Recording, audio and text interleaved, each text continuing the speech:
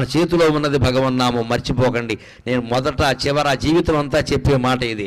మీరు స్మరించండి, మీరు స్మరించండి. మనస్సులో స్మరించదలుచుకుంటే మడి లేదు, ఆచారం లేదు, ఇవి స్నానం చేసే సమయం లేదు, భోజనం చేసే సమయం లేదు, ఎప్పుడైనా స్మరించవచ్చు. దానికి నియమం లేదు, నిష్ట లేదు, మనస్సుకి రూపం లేదు, కాబట్టి ఏ నియమం ఉండదు. అన్ని రోజులు పాటించినా ఒక్కరోజు కాళ్ళు కడుక్కోలేదు, దేవుడు అంత కక్ష కట్టడమ్మా.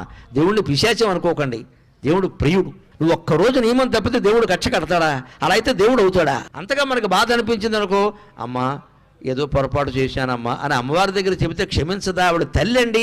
భగవంతుడి దగ్గర భయం ఉండకూడదు, ఎప్పుడు హాయిగా చనువు ఉండాలి, ఒళ్ళో కూర్చునేలా ఉండాలి. గద, శంఖం, చక్రం, ఈ ఆయుధాలన్నీ వెనకాల వచ్చాయంటే నువ్వు నారాయణాయ నమః, ఓం నమో నారాయణాయ, ఓం నమః శివాయ, శ్రీమాత్రే నమః ఇలా ఏదో ఒకటి జపిస్తూ ఉంటే సర్వాయుధాలు త్రిశూలం సహా నీ వెనకాల తిరుగుతూ ఉంటాయి. నీ జోలికి ఎవ్వడు రాడు, నీ ఇంటి జోలికి ఎవ్వడు రాడు, నీ భార్యా పిల్లల జోలికి ఎవ్వడు రాడు. వస్తే మటాష్, తిరుగులేదు ఇంకా.